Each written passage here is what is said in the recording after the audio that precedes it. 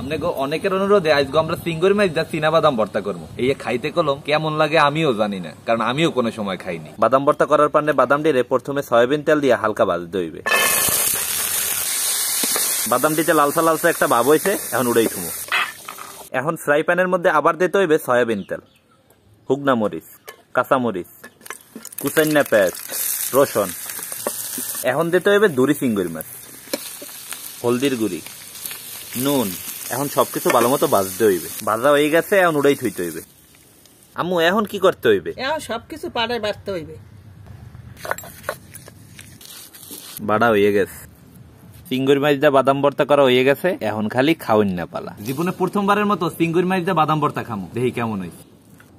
একটু চিংড়ি মাছ দিয়ে বাদাম ভর্তা লইলাম। এখন ভাতের লাগে মাইকা একটা নেলা দিই। বিসমিল্লাহ। চিংড়ি মাছ দিয়ে বাদাম ভর্তাটা আসলেই তো অনেক মজা। তো আপনারা বাদামটা একটু কড়া করে বাদা দেবেন, তাহলে কাঁচা গন্ধটা কোনো মোড়েও থাকবে না। একটু হুদা খাই।